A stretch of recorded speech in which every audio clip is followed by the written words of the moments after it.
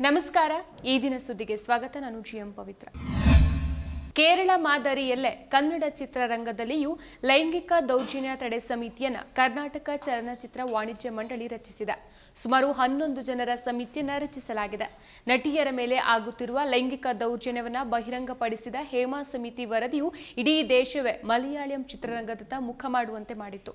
ಅದಾದ ಬಳಿಕ ಕನ್ನಡ ಚಿತ್ರರಂಗದಲ್ಲಿನ ಮಹಿಳಾ ಕಲಾವಿದೆಯರ ಮೇಲೆ ಲೈಂಗಿಕ ದೌರ್ಜನ್ಯ ಪ್ರಕರಣಗಳ ಅಧ್ಯಯನಕ್ಕಾಗಿ ಸಮಿತಿ ರಚನೆಗೆ film industries for rights and equality FIRE ಆಗ್ರಹಿಸಿತು. ಫೈರ್ ನಿಯೋಗ ಮುಖ್ಯಮಂತ್ರಿ ಸಿದ್ದರಾಮಯ್ಯ ಅವರಿಗೆ ಮನವಿಯನ್ನು ಸಲ್ಲಿಸಿತ್ತು. ಇದೀಗ ಕರ್ನಾಟಕ ಫಿಲ್ಮ್ ಚೇಂಬರ್ ಲೈಂಗಿಕ ದೌರ್ಜನ್ಯ ತಡೆ ಸಮಿತಿಯನ್ನ ಕೆಲಸದ ಸ್ಥಳಗಳಲ್ಲಿ ಮಹಿಳೆಯರ ಲೈಂಗಿಕ ಕಿರುಕುಳ ತಡೆಗಟ್ಟುವಿಕೆ, ನಿಷೇಧ ಮತ್ತು ಪರಿಹಾರ ಕಾಯ್ದೆ ಮಾರ್ಗದರ್ಶನದಂತೆ ರಚಿಸಿದ್ದು, ಚಲನಚಿತ್ರ ನಿರ್ದೇಶಕಿ ನಿರ್ಮಾಪಕಿ ಕವಿತಾ ಲಂಕೇಶ್ ಅವರನ್ನು ಅಧ್ಯಕ್ಷರನ್ನಾಗಿ ನೇಮಿಸಿದೆ. ಕುಟುಂಬ ರಾಜಕಾರಣದ ವಿರುದ್ಧದ ನನ್ನ ಹೋರಾಟ, ನನ್ನ ಬದ್ಧತೆ ಅಚಲವಾಗಿ ಇರಲಿದೆ. ಬಿಜೆಪಿ ಶಿಸ್ತು ಸಮಿತಿ ಅಧ್ಯಕ್ಷರು ನೀಡಿರುವ ನೋಟಿಸ್ಗೆ ಉತ್ತರ ನೀಡ್ತೇನೆ ಅಂತ ವಿಜಯಪುರ ಶಾಸಕ ಬಸನಗೌಡ ಪಾಟೀಲ್ ಯತ್ನಾಳ್ ತಿಳಿಸಿದ್ದಾರೆ. ಬಿಜೆಪಿ ರಾಜ್ಯ ಘಟಕದ ಅಧ್ಯಕ್ಷ ಬಿವೈ ವಿಜಯೇಂದ್ರ ಮತ್ತು ಅವರ ಕುಟುಂಬದ ವಿರುದ್ಧ ನಿರಂತರವಾಗಿ ಹೇಳಿಕೆ ನೀಡುತ್ತಿರುವ ಸ್ವಪಕ್ಷದ ಶಾಸಕ ಬಸನಗೌಡ ಪಾಟೀಲ್ ಯತ್ನಾಳ್ ಅವರಿಗೆ ಬಿಜೆಪಿ ಶೋಕಾಸ್ ನೋಟಿಸ್ ಅನ್ನು ನೀಡಿದ ಬೆನ್ನಲ್ಲೇ ಇವರು ಎಕ್ಸ್ ತಾಣದಲ್ಲಿ ಪ್ರತಿಕ್ರಿಯಿಸಿದ್ದಾರೆ. ಬಿಜೆಪಿ ಶಿಸ್ತು ಸಮಿತಿ ಅಧ್ಯಕ್ಷರು ನೀಡಿರುವ ನೋಟಿಸ್ಗೆ ನಾನು ಉತ್ತರಿಸುತ್ತೇನೆ. ಕರ್ನಾಟಕದಲ್ಲಿ ಬಿಜೆಪಿಯ ಪ್ರಸ್ತುತ ಸ್ಥಿತಿಯ ಬಗ್ಗೆ ವಾಸ್ತವಾಂಶವನ್ನು ಅವರ ಮುಂದೆ ತೆರೆದಿಡ್ತೇನೆ. ಹಿಂದುತ್ವದ ಪರ ಹೋರಾಟ, ಭ್ರಷ್ಟಾಚಾರ ವಿರುದ್ಧದ ಹೋರಾಟ, ವಕ್ಫ್ ಸಂಬಂಧಿತ ಸಮಸ್ಯೆಗಳು ಹಾಗೂ ವಂಶ ರಾಜಕಾರಣ ವಿರುದ್ಧದ ಹೋರಾಟ ಸಂಬಂಧ ನನ್ನ ಬದ್ಧತೆ ಅಚಲವಾಗಿ ಇರಲಿದೆ ಅಂತ ಸ್ಪಷ್ಟಪಡಿಸಿದ್ದಾರೆ. ಇನ್ನು ಪಕ್ಷ ವಿರೋಧಿ ಚಟುವಟಿಕೆ, ಪಕ್ಷದ ರಾಜ್ಯ ನಾಯಕತ್ವದ ವಿರುದ್ಧ ಸತತ ಹೇಳಿಕೆಗಳನ್ನು ನೀಡೋದರ ವಿರುದ್ಧ ಬಿಜೆಪಿ ಶಾಸಕ ಬಸನಗೌಡ ಪಾಟೀಲ್ ಯತ್ನಾಳ್ಗೆ ಪಕ್ಷದ ಕೇಂದ್ರೀಯ ಶಿಸ್ತು ಸಮಿತಿ ಶೋಕಾಸ್ ನೋಟಿಸ್ ಅನ್ನು ನೀಡಿದೆ. 10 ದಿನಗಳ ಒಳಗಾಗಿ ಉತ್ತರಿಸದೇ ಇದ್ರೆ ಶಿಸ್ತು ಕ್ರಮ ಕೈಗೊಳ್ಳುವುದಾಗಿಯೂ ಯತ್ನಾಳ್ಗೆ ಹೈಕಮಾಂಡ್ ಎಚ್ಚರಿಕೆಯನ್ನು ನೀಡಿದೆ. ಸಂಸತ್ತಿನ ಸಂಕೀರ್ಣದ ಕಡೆಗೆ ರೈತರ ದೆಹಲಿ ಚಲೋ ಮೆರವಣಿಗೆಗೂ ಮುನ್ನ ದೆಹಲಿ ಮತ್ತು ನೋಯ್ಡಾದ ಕೆಲವು ಭಾಗಗಳಲ್ಲಿ ಸಂಚಾರಕ್ಕೆ ತೀವ್ರ ತೊಂದರೆಯಾಗಿದೆ. ಕನಿಷ್ಠ 20 ಜಿಲ್ಲೆಗಳ ಇತರ ರೈತ ಗುಂಪುಗಳೊಂದಿಗೆ ಭಾರತೀಯ ಕಿಸಾನ್ ಪರಿಷತ್ ಬಿಕೆಪಿ ಆಯೋಜಿಸಿರುವ ಪ್ರತಿಭಟನಾ ಮೆರವಣಿಗೆಯು ಕೇಂದ್ರ ಸರ್ಕಾರದ ಮೇಲೆ ತಮ್ಮ 5 ಪ್ರಮುಖ ಬೇಡಿಕೆಗಳನ್ನು ಒತ್ತಾಯಿಸೋಕೆ ಮೆರವಣಿಗೆಗೆ ಕರೆ ನೀಡಿದೆ. ಭಾರೀ ಭದ್ರತಾ ನಿಯೋಜನೆ ಮತ್ತು ಪೊಲೀಸ್ ಬ್ಯಾರಿಕೇಡಿಂಗ್ ನಡುವೆ ಜಿಲ್ಲಾ ಗಡಿ ಮತ್ತು ದೆಹಲಿ ನೋಯ್ಡಾ ನೇರ ಮೇಲ್ಸೇತುವೆಯನ್ನ ವಾಹನಗಳ ಉದ್ದನೆಯ ಸರತಿಯನ್ನ ದೃಶ್ಯಗಳು ತೋರಿಸಿವೆ. ಇನ್ನು ಡಿಎನ್ಎನ ಕನಿಷ್ಠ 10 ಲೇನ್ಗಳಲ್ಲಿ ಎಲ್ಲಾ ವಾಹನಗಳು ಸ್ಥಗಿತಗೊಂಡಿರೋದಾಗಿ ವರದಿಯಾಗಿದೆ. ನೋಯ್ಡಾ ಪೊಲೀಸರು ಭಾನುವಾರ ಸಂಚಾರಿ ಸಲಹೆಗಳನ್ನು ನೀಡಿದ್ದು, ನಿರ್ಬಂಧಗಳು ಮತ್ತು ತಿರುವುಗಳ ಬಗ್ಗೆ ಪ್ರಯಾಣಿಕರಿಗೆ ಎಚ್ಚರಿಕೆ ನೀಡಿದ್ದಾರೆ. ಪ್ರತಿ ಚೆಕ್ ಪೋಸ್ಟ್ಗಳಲ್ಲಿ ಸಂಚಾರ ಪೊಲೀಸರು ವಾಹನ ತಪಾಸಣೆ ನಡೆಸೋದರೊಂದಿಗೆ ರಾಷ್ಟ್ರ ರಾಜಧಾನಿಯಾದ್ಯಂತ ಭದ್ರತೆಯನ್ನು ಹೆಚ್ಚಿಸಲಾಗಿದೆ. ಪಶ್ಚಿಮ ಆಫ್ರಿಕಾದ ಗಿನಿಯಾದಲ್ಲಿ ಫುಟ್ಬಾಲ್ ಪಂದ್ಯದ ವೇಳೆ ಅಭಿಮಾನಿಗಳ ನಡುವೆ ಗುಂಪು ಘರ್ಷಣೆ ನಡೆದ ಪರಿಣಾಮ 100ಕ್ಕೂ ಹೆಚ್ಚು ಜನರು ಸಾವನ್ನಪ್ಪಿರುವ ಘಟನೆ ಭಾನುವಾರ ವರದಿಯಾಗಿದೆ.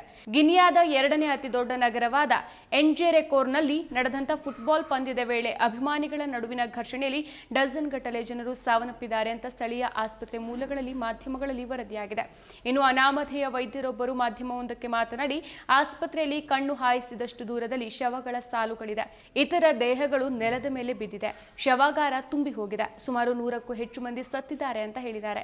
ಇನ್ನು ಇದೆಲ್ಲವೂ ರೆಫ್ರಿಯವರ ವಿವಾದಾತ್ಮಕ ನಿರ್ಧಾರದಿಂದ ಪ್ರಾರಂಭವಾಗಿತ್ತು. ನಂತರ ಅಭಿಮಾನಿಗಳು ಕ್ರೀಡಾಂಗಣವನ್ನು ಆಕ್ರಮಿಸಿದ್ರು ಅಂತ ಪ್ರತ್ಯಕ್ಷದರ್ಶಿಯೊಬ್ಬರು ಮಾಹಿತಿ ನೀಡಿದ್ದಾರೆ. ಸಾಮಾಜಿಕ ಮಾಧ್ಯಮದಲ್ಲಿ ಪ್ರಸಾರವಾಗುತ್ತಿರುವ ವಿಡಿಯೋಗಳನ್ನು ತಕ್ಷಣವೇ ಪರಿಶೀಲಿಸೋಕೆ ಸಾಧ್ಯ ಆಗ್ತಾ ಇಲ್ಲ. ಪಂದ್ಯದ ಹೊರಗೆ ಬೀದಿಯಲ್ಲಿ ಅವ್ಯವಸ್ಥೆಯ ದೃಶ್ಯಗಳು ಮತ್ತು ಹಲವಾರು ಮೃತದೇಹಗಳು ನೆಲದ ಮೇಲೆ ಬಿದ್ದಿರೋದು ಕಾಣಿಸ್ತಾ ಇದೆ. ಉದ್ರಿಕ್ತ ಫುಟ್ಬಾಲ್ ಪ್ರೇಕ್ಷಕರು ಎಂಜೆರೆಕೋರ್ ಪೊಲೀಸ್ ಠಾಣೆಗೆ ಬೆಂಕಿ ಹಚ್ಚಿದ್ರು ಅಂತ ಪ್ರತ್ಯಕ್ಷದರ್ಶಿಗಳು ಹೇಳಿದ್ದಾರೆ. ಇತ್ತೀಚಿನ ಉಪಚುನಾವಣೆಯಲ್ಲಿ ಗೆಲ್ಲೋಕೆ ಬಿಜೆಪಿ ಮತದಾರರಿಗೆ ಗೋಮಾಂಸ ಹಂಚ್ತಾ ಇದೆ ಅಂತ ಕಾಂಗ್ರೆಸ್ನ ಆರೋಪಕ್ಕೆ ಪ್ರತಿಕ್ರಿಯಿಸಿದ ಮುಖ್ಯಮಂತ್ರಿ ಹಿಮಂತ್ ಬಿಸ್ವಾ ಶರ್ಮಾ, ಈ ಬಗ್ಗೆ ಕಾಂಗ್ರೆಸ್ ಪತ್ರ ಬರೆದ್ರೆ ಅಸ್ಸಾಂನಲ್ಲಿ ಗೋಮಾಂಸ ನಿಷೇಧಿಸೋಕೆ ಸಿದ್ಧ ಅಂತ ಹೇಳಿದ್ದಾರೆ. ಮುಸ್ಲಿಂ ಪ್ರಾಬಲ್ಯವಿರುವ ಸಮಗುರಿ ಕ್ಷೇತ್ರದ ಉಪಚುನಾವಣೆಯಲ್ಲಿ ಗೆಲ್ಲೋಕೆ ಭಾರತೀಯ ಜನತಾ ಪಕ್ಷ ಮತದಾರರಿಗೆ ಗೋಮಾಂಸ ಹಂಚಿದೆ ಅಂತ ಕಾಂಗ್ರೆಸ್ ಪಕ್ಷದ ಆರೋಪಕ್ಕೆ ಪ್ರತಿಕ್ರಿಯೆಯಾಗಿ ಅಸ್ಸಾಂ ಸಿಎಂ ಹಿಮಂತ್ ಬಿಸ್ವಾ ಶರ್ಮಾ ಈ ಹೇಳಿಕೆಯನ್ನು ನೀಡಿದ್ದಾರೆ. ಇತ್ತೀಚೆಗಷ್ಟೇ ಕಾಂಗ್ರೆಸ್ ಸಂಸದ ರಕೀಬುಲ್ ಹುಸೇನ್ ಕೂಡ ಅಸ್ಸಾಂ ಮುಖ್ಯಮಂತ್ರಿ ಹಿಮಂತ್ ಬಿಸ್ವಾ ಶರ್ಮಾ ಅವರು ಅಲ್ಪಸಂಖ್ಯಾತರ ಮತದಾರರನ್ನ ಬಿಜೆಪಿ ಪರವಾಗಿ ಸೆಳೆಯೋಕೆ ಗೋಮಾಂಸ ಕೂಟವನ್ನು ಆಯೋಜಿಸಿದ್ರು ಅಂತ ಆರೋಪಿಸಿದ್ದಾರೆ. ಮತದಾರರಿಗೆ ದನದ ಮಾಂಸ ಕೊಡೋ ಮೂಲಕ ಸಮಗೂರಿಯನ್ನ ಕಾಂಗ್ರೆಸ್ ಗೆಲ್ಲಿಸತ್ತಾ ಅಂತ ನನಗೆ ತಿಳಿಬೇಕಾಗಿದೆ. ಅವರಿಗೆ ಸಮಗೂರಿ ಚೆನ್ನಾಗಿ ತಿಳಿದಿದೆ. ಅಂದ್ರೆ ದನದ ಮಾಂಸವನ್ನ ನೀಡೋದ್ರ ಮೂಲಕ ಸಮಗೂರಿಯನ್ನ ಗೆಲ್ಲಬಹುದಾ ಅಂತ ಶರ್ಮಾ ಪ್ರಶ್ನಿಸಿದ್ದಾರೆ.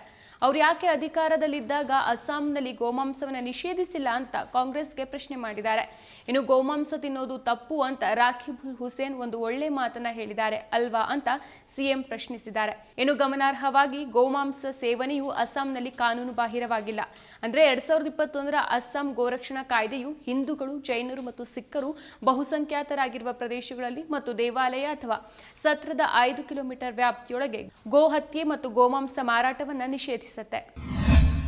ಮಂಗಳೂರಿನ ಮಲ್ಲಿಕಟ್ಟೆ ಬಳಿ ಇರುವ ಕಾಂಗ್ರೆಸ್ ಪಕ್ಷದ ಕಚೇರಿಯಲ್ಲಿ ಮುಖಂಡರು ಹೊಡೆದಾಡಿಕೊಂಡಿದ್ದಾರೆ. ಪಂಚಾಯಿತಿ ಉಪಚುನಾವಣೆಯಲ್ಲಿ ಆಯ್ಕೆಯಾದವರನ್ನ ಸನ್ಮಾನಿಸುವ ವಿಚಾರವಾಗಿ ಆರಂಭವಾದ ಮಾತಿನ ಚಕಮಕಿ ನಂತರ ಹೊಡೆದಾಟಕ್ಕೆ ತಿರುಗಿದೆ. ಮೊದಲಿಗೆ ಕಾಂಗ್ರೆಸ್ ಮುಖಂಡ ಪ್ರಕಾಶ್ ಶೆಟ್ಟಿ ತುಂಬೆಗೆ ಕಾಂಗ್ರೆಸ್ ದಕ್ಷಿಣ ಕನ್ನಡ ಜಿಲ್ಲಾ ಘಟಕದ ಅಧ್ಯಕ್ಷ ಹರೀಶ್ ಕುಮಾರ್ ಹೊಡೆದಿದ್ದಾರೆ. ಇದೇ ವೇಳೆ ತಿರುಗಿಸಿ ಹರೀಶ್ಗೆ ಹೊಡೆಯೋಕೆ ಪ್ರಕಾಶ್ ಶೆಟ್ಟಿ ಮುಂದಾಗಿದ್ದಾರೆ. ಇನ್ನು ಘಟನೆ ಬೆನ್ನಲ್ಲೇ ಕಾಂಗ್ರೆಸ್ ಕಚೇರಿಗೆ ಪೊಲೀಸರು ಆಗಮಿಸಿದ್ದಾರೆ. ಸೆಂಟ್ರಲ್ ಎಸಿಪಿ ಮತ್ತು ಕದ್ರಿ ಪೊಲೀಸರು ಆಗಮಿಸಿದ್ದು ಸದ್ಯ ಕಾಂಗ್ರೆಸ್ ಕಚೇರಿ ಬಳಿ ಕಾರ್ಯಕರ್ತರು ಜಮಾಯಿಸ್ತಾ ಇದ್ದಾರೆ. ಇನ್ನು ಕಾಂಗ್ರೆಸ್ ನಾಯಕರ ಮಧ್ಯೆ ಸಂಧಾನ ನಡೆಯಿತಾದ್ರೂ ಸಹ ನಂತರವೂ ಕಚೇರಿ ಬಳಿ ಕಾರ್ಯಕರ್ತರು ಜಮಾಯಿಸಿದ್ರು. ಉಭಯ ನಾಯಕರ ತಂಡದ ಕಾರ್ಯಕರ್ತರು ಜಮಾಯಿಸಿದ್ರು. ಹೀಗಾಗಿ ಮುಂಜಾಗ್ರತಾ ಕ್ರಮವಾಗಿ ಹೆಚ್ಚುವರಿ ಪೊಲೀಸ್ ನಿಯೋಜನೆ ಮಾಡಲಾಗಿದೆ. 1 ಕೆಎಸ್ಆರ್ಪಿ ತುಕಡಿಯನ್ನ ನಿಯೋಜನೆ ಮಾಡಲಾಗಿದೆ. ಸಂವಿಧಾನದ ಬಗ್ಗೆ ತಾವು ನೀಡಿರುವ ಹೇಳಿಕೆಯು ವಿವಾದವಾಗ್ತಾ ಇದ್ದಂತೆ ಈ ಬಗ್ಗೆ ಪ್ರತಿಕ್ರಿಯೆ ನೀಡಿರುವ ಪೇಜಾವರ ಸ್ವಾಮಿ ವಿಶ್ವಪ್ರಸನ್ನ ತೀರ್ಥರು ಮಾಧ್ಯಮಗಳು ಸಮಾಜ ಒಡೆಯುವ, ಕಲಹ ಸೃಷ್ಟಿಸುವ ಕೆಲಸ ಮಾಡಬಾರದು ಅಂತ ಹೇಳ್ಕೊಂಡಿದ್ದಾರೆ. ಹಾಗೆಯೇ ಮುಖ್ಯಮಂತ್ರಿ ಸಿದ್ದರಾಮಯ್ಯ ಅವರ ಸುಳ್ಳು ಹೇಳಿಕೆಯಿಂದಾಗಿ ಈ ವಿವಾದ ಉಂಟಾಗಿದೆ ಅಂತ ಆರೋಪಿಸಿದ್ರು. ವಕ್ಫ್ ಮಂಡಳಿ ಆಸ್ತಿ ವಿವಾದದ ಹಿನ್ನೆಲೆಯಲ್ಲಿ ಸನಾತನ ಮಂಡಳಿ ರಚನೆ ಆಗಬೇಕು, ನಮಗೆ ಗೌರವ ತರುವ ಸಂವಿಧಾನ ಜಾರಿಯಾಗಬೇಕು ಅಂತ ಪೇಜಾವರ ಸ್ವಾಮಿ ರಾಜ್ಯಪಾಲರಿಗೆ ಮನವಿ ಮಾಡಿದ್ರು. ಸೊ ಈ ಬಗ್ಗೆ ಇತ್ತೀಚೆಗೆ ಕಾರ್ಯಕ್ರಮವೊಂದರಲ್ಲಿ ಮಾತನಾಡಿದ ಸಿಎಂ ಸಿದ್ದರಾಮಯ್ಯ ಅವರು, ಪೇಜಾವರ ಶ್ರೀಗಳು ಕೂಡ ಸಂವಿಧಾನ ಬದಲಾವಣೆಯ ಬಗ್ಗೆ ಮಾತಾಡ್ತಿದ್ದಾರೆ. ನಮ್ಮ ಸರ್ಕಾರ ಸಂವಿಧಾನ ರಕ್ಷಿಸುವ ಕಾರ್ಯ ಮಾಡ್ತಾ ಇದೆ. ಸಂವಿಧಾನದ ಬಗ್ಗೆ ಉಡುಪಿಯ ಪೇಜಾವರ ಸ್ವಾಮೀಜಿ ಹೇಳಿಕೆ ನೀಡುವ ಅಗತ್ಯ ಏನಿತ್ತು? ಅವರು ಮನಸ್ಮೃತಿ ಪ್ರತಿಪಾದನೆ ಮಾಡ್ತಿದ್ದಾರೆ ಅಂತ ಮುಖ್ಯಮಂತ್ರಿ ಹೇಳಿದರು. ತಮಿಳುನಾಡಿನ ಫೆಂಗಲ್ ಚಂಡಮಾರುತದ ಬಿಸಿ ಬೆಂಗಳೂರಿಗೂ ತಟ್ಟಿದೆ. ಇಂದು ಬೆಳಿಗ್ಗೆಯಿಂದ ಸಿಲಿಕಾನ್ ಸಿಟಿ ಬೆಂಗಳೂರಿನಲ್ಲಿ ಭರ್ಜರಿ ಮಳೆ ಸುರಿಯುತ್ತಿದ್ದು ಕಿಲೋಮೀಟರ್ ಗಟ್ಟಲೆ ಟ್ರಾಫಿಕ್ ಜಾಮ್ ಆಗಿದೆ. ಭಾರೀ ಟ್ರಾಫಿಕ್ ಜಾಮ್ಗೆ ವಾಹನ ಸವಾರರು ಹೈರಾಣಾಗಿ ಹೋಗಿದ್ದಾರೆ. KR market, corporation circle, Majestic, Okalipura, Magadi road ಸುತ್ತಮುತ್ತ ಫುಲ್ ಟ್ರಾಫಿಕ್ ಜಾಮ್ ಉಂಟಾಗಿದೆ. ಇನ್ನು ಇಷ್ಟೇ ಅಲ್ಲ, ರಾಜರಾಜೇಶ್ವರಿ ನಗರ, ನಾಯಂಡಹಳ್ಳಿ, ಮೈಸೂರು ರೋಡು, ಜಯನಗರ, ಲಾಲ್ಬಾಗ್ ರಸ್ತೆ, ಎಲೆಕ್ಟ್ರಾನಿಕ್ ಸಿಟಿ ಸುತ್ತಲೂ ಸಹ ಟ್ರಾಫಿಕ್ ಜಾಮ್ ಹೆಚ್ಚಾಗಿದೆ. ಸುಮಾರು 3 ಗಂಟೆಯಿಂದ ಜಾಮ್ ಉಂಟಾಗಿದ್ದು ಕಿಲೋಮೀಟರ್ ಗಟ್ಟಲೆ ವಾಹನಗಳು ನಿಂತಲೇ ನಿಂತಿದೆ. ಭಾರೀ ಮಳೆ ನಡುವೆಯೂ ವಾಹನ ಸವಾರರು ಟ್ರಾಫಿಕ್ನಲ್ಲಿ ಸಿಲುಕಿದ್ದಾರೆ. ಬೆಂಗಳೂರು ನಗರದಲ್ಲಿ ಮುಂದಿನ 48 ಗಂಟೆ ಭಾರೀ ಮಳೆಯಾಗುವ ಸಾಧ್ಯತೆ ಇದೆ ಅಂತ ಭಾರತೀಯ ಹವಾಮಾನ ಇಲಾಖೆ ಎಚ್ಚರಿಕೆಯನ್ನ ನೀಡಿದೆ. ಇನ್ನು ಕಳೆದ 2 ದಿನಗಳಿಂದ ಬೆಂಗಳೂರಿನಲ್ಲಿ ಬಿಸಿಲೇ ಇದ್ದಿರಲಿಲ್ಲ. ಇನ್ನು 3 ದಿನಗಳ ಕಾಲ ಮಳೆ ಮುಂದುವರಿಯಲಿದ್ದು ಸಿಲಿಕಾನ್ ಸಿಟಿ ಜನರಿಗೆ ಮತ್ತಷ್ಟು ಕಾಟ ಎದುರಾಗಲಿದೆ. ರಾಜ್ಯದ ಕೆಲವು ಜಿಲ್ಲೆಗಳಲ್ಲಿ ಭಾರೀ ಮಳೆಯಾಗಲಿದೆ ಅಂತ ತಿಳಿದು ಬಂದಿದೆ. ಹೆಚ್ಚುತ್ತಿರುವ ಕೋಮು ಉದ್ವಿಗ್ನತೆ ಮತ್ತು ಅಲ್ಪಸಂಖ್ಯಾತ ವಿರೋಧಿ ಘಟನೆಗಳ ನಡುವೆ 50 ವರ್ಷ ಹಳೆಯ ಮಸೀದಿ ತೆರವುಗೊಳಿಸೋಕೆ ಉತ್ತರಾಖಂಡ್ನ ಮಹಾಪಂಚಾಯತ್ ಭಾನುವಾರದಂದು ತೀರ್ಮಾನಿಸಿದೆ. ಸುಮಾರು ಅರ್ಧ ಶತಮಾನದಷ್ಟು ಹಳೆಯದಾದ ಮಸೀದಿಯನ್ನ ತೆರವುಗೊಳಿಸುವಂತೆ ಒತ್ತಾಯಿಸಿ ವಿವಿಧ ಹಿಂದೂ ಬಲಪಂಥೀಯ ಸಂಘಟನೆಗಳು ಮಹಾಪಂಚಾಯತ್ ಆಯೋಜಿಸಿದ ನಂತರ ಉತ್ತರಕಾಶಿಯು ಉದ್ವಿಗ್ನಗೊಂಡಿದೆ.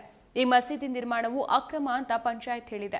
ಉತ್ತರ ಕಾಶಿಯ ರಾಮ್ಲೀಲಾ ಮೈದಾನದಲ್ಲಿ ಬಿಗಿ ಭದ್ರತೆಯ ನಡುವೆ ದೇವಭೂಮಿ ವಿಚಾರ ಮಂಚ್ ಬ್ಯಾನರ್ ಅಡಿಯಲ್ಲಿ ನಡೆದ ಒಂದು ಮಹಾಪಂಚಾಯತ್ ಅನ್ನ ಆಡಳಿತಾರೂಢ ಭಾರತೀಯ ಜನತಾ ಪಕ್ಷದ ಕೆಲವು ಶಾಸಕರು ಉದ್ದೇಶಿಸಿ ಮಾತನಾಡಿದರು. ಈ ಪಂಚಾಯತ್ನಲ್ಲಿ ಸುಮಾರು 500 ಜನರು ಮಾತ್ರ ಭಾಗವಹಿಸಿದ್ರು.